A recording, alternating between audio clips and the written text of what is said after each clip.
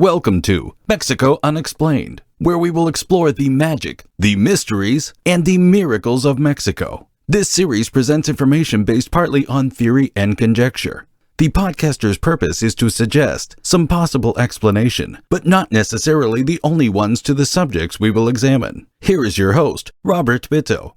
Welcome, and muy bienvenidos to episode number 310 of Mexico Unexplained, where we examine the magic, the mysteries, and the miracles of Mexico. I'm your host, Robert Bitto. It was a hot day in colonial Mexico City. The date was August 3rd, 1566. Citizens of the capital of New Spain turned out by the hundreds to bear witness to an important execution of two members of one of the New World's wealthiest families. Brothers Gil Avila Gonzalez and Alonso Avila Alvarado rode on muleback from the royal prison to the Plaza Mayor to meet their fate. They were the sons of Gil Gonzalez de Benavides, one of the Spanish soldiers who accompanied conquistador Cortés on his march to the Aztec capital of Tenochtitlan in 1519, which was 47 years before this event. As a member of the original group of conquerors, the father of the Avila brothers was rewarded greatly by the King of Spain, who granted him land, the rights to indigenous labor, and a hefty payout from the royal treasury. The brothers grew up in great wealth as their father's empire expanded until he became one of the wealthiest men in the Western Hemisphere. The father's wealth could not save the two young men who were about to face their executioner on that hot summer day in 1566. The older Avila brother was dressed plainly and cut a grim figure. This was in stark contrast to his younger brother, who was considered one of the handsomest young men in New Spain, and dressed accordingly. Official documents record that the younger Avila brother was wearing satin hose from the Orient and fancy doublets to match. His main garment was lined with panther skins. On his head he wore an elegant cap, finished off in gold and colorful feathers. Around his neck he wore a chain, locket, and rosary, all made of shiny gold. Several priests raised their voices over the boos and cheers of the crowd, asking the brothers to make their final confession before their heads were to rest on the chopping block. The brothers declined, and the execution was swift. The heads of the Avila brothers were placed on wooden pikes in the middle of the Plaza Mayor for all to see, and to serve as warnings to those who would question royal authority. These executions were part of a years-long investigation into a possible plot to kick out the Spanish from New Spain and make Mexico independent some 250-plus years before Spain would officially grant Mexico its independence in 1821. Who were involved in this alleged plot? What were some of the reasons behind it? First, we need to define some terms and explain what life was like in Mexico in 1566. By the mid-1500s, New Spain had become a very prosperous colony of Spain. The second generation had come of age, the sons and daughters of the original conquistadors, settlers, and colonizers, and made up the brand new Mexico-born elite class of the colony. Many of these of the second generation were wealthy beyond measure, enjoying privileges and grand lifestyles not seen among the noble class back in Spain. In order to settle the new country, the King of Spain rewarded handsomely the conquerors and the first settlers and colonizers of the newly discovered lands. Many of the first Spaniards in the new land benefited enormously from the encomienda system. The encomienda system had its origins in medieval Spain's feudal system. In New Spain, the Spanish king or resident royal authority, in the form of the viceroy, would grant large tracts of land to the encomenderos, which would include a portion of the labor of the indigenous people living on that land. For example, If a large tract of land given to a conquistador included 4 native villages within its boundaries, the grantee or encomendero would get a portion of whatever was produced by the labor of the village, and could force any indigenous person within those villages to work for him in whatever capacity at will. One might think that the indigenous people would have revolted in the face of this system of quasi-slavery. The fact is, many peoples who were living under Aztec domination immediately before the Spanish arrived were used to paying tribute to the Aztec emperor, or sending people from their villages to the Aztec capital on the whims of the emperor. So this Spanish feudal system was really nothing new. The holders of encomiendas became incredibly affluent, and some men who offered exceptional service to the Spanish Empire became holders of multiple encomiendas. Some encomenderos ruled their lands like private kingdoms, and their children, the second generation, grew up in a fabulous world of incredible wealth. By the middle of the 1500s, many people in Spain became aware of the unlimited opportunities in New Spain, and that drew the attention of members of the lower ranks of the noble class in Spain, who were intrigued by the stories of unlimited riches. Many higher-born Spaniards started to relocate to Mexico, but were appalled at what they saw when they got there.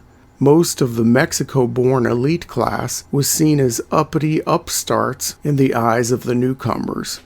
Some newly arrived nobles who had spent time at the Spanish court were astonished to see members of the merchant class or landed class living lives better than those of the king and high-ranking Spanish royalty. The second generation of this new world ruling class not only lacked noble blood and deep family connections back in Europe, but some were also products of mixed race unions and were either mestizo or mulatto.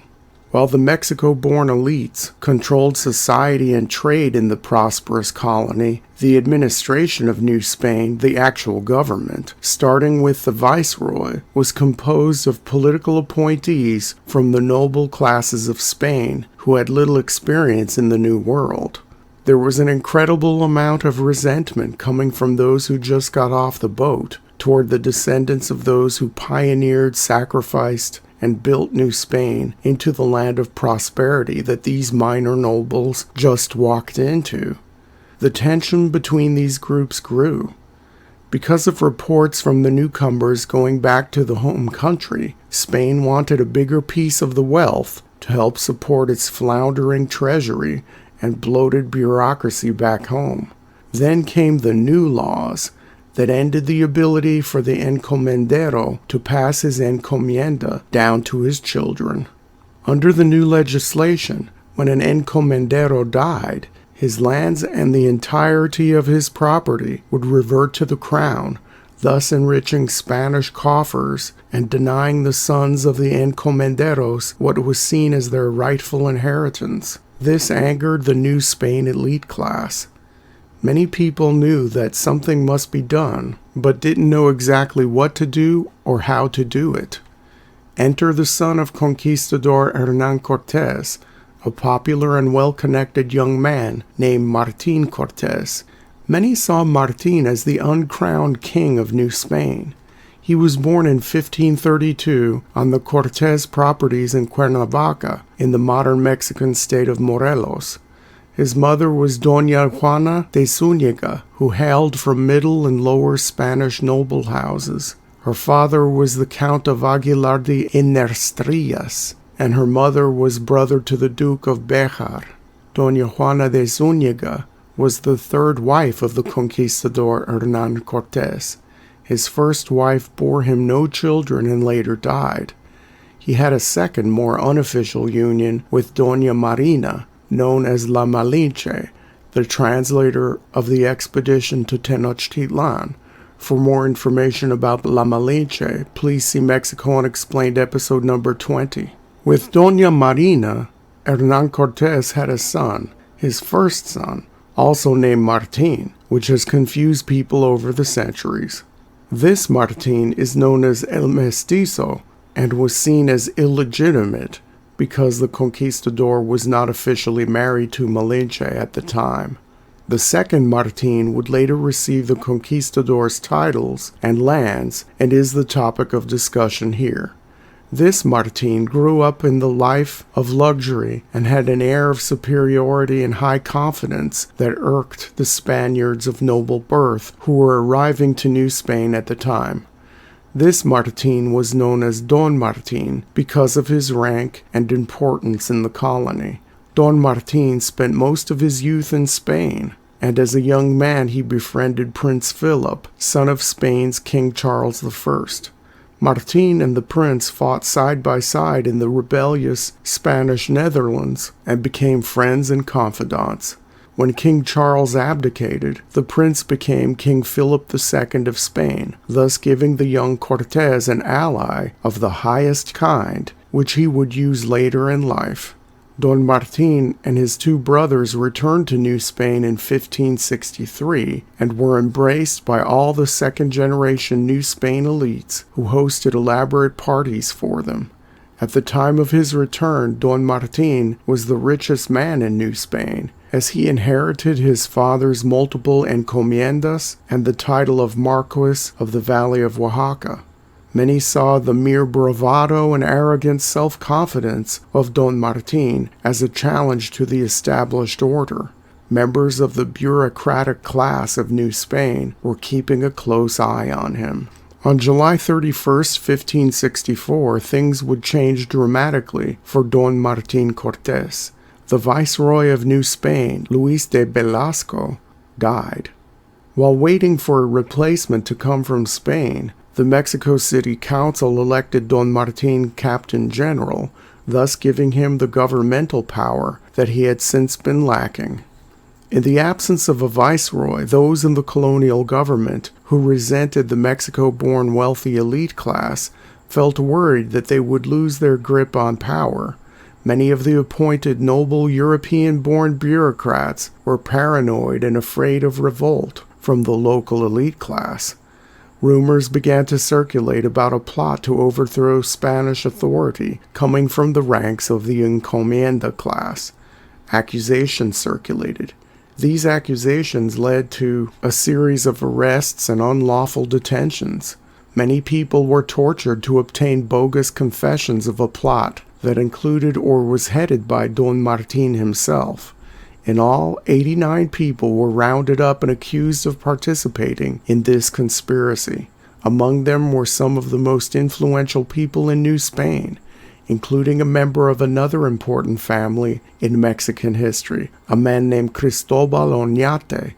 His cousin's son Juan would lead the first colonization party to Spanish New Mexico in 1598.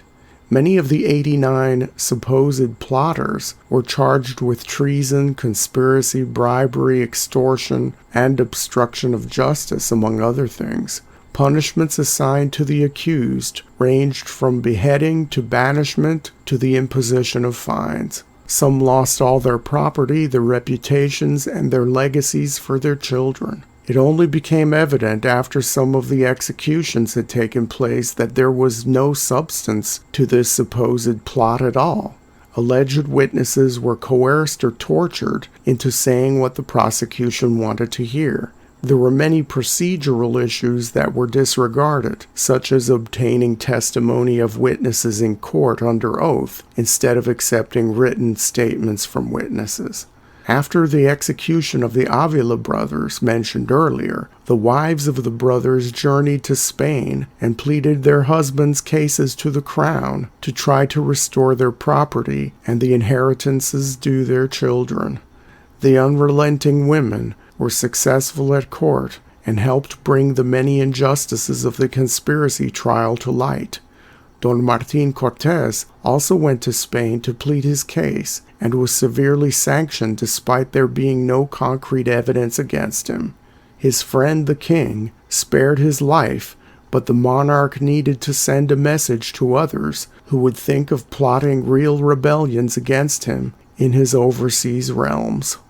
King Philip II divested Don Martín of most of his immense holdings. Although Cortés spent most of his life fighting to get back what was his, The little he had left was eventually handed down to his son, who also received the title of Marquis of the Valley of Oaxaca. Don Martín eventually died in Spain in the year 1589, never seeing his beloved homeland again. Thank you once again for listening to another episode of Mexico Unexplained. Remember to like and subscribe to us on YouTube and follow us on Twitter. Tell your friends by sharing these shows with others. Please go to our website, MexicoUnexplained.com, for references, illustrations, and for free access to transcripts of past shows. Please visit Amazon.com to purchase the books, Mexico Unexplained and Mexican Monsters, to get hard copies of the magic, the mysteries, and the miracles of Mexico. We appreciate your kind attention once again. Until next time, thank you and gracias. Thank you for listening to another episode of Mexico Unexplained with host Robert Bitto. For show summary, relevant links and commentary, please check out our website at mexicounexplained.com. Like us on Facebook and be a part of the conversation. Adios and hasta la vista.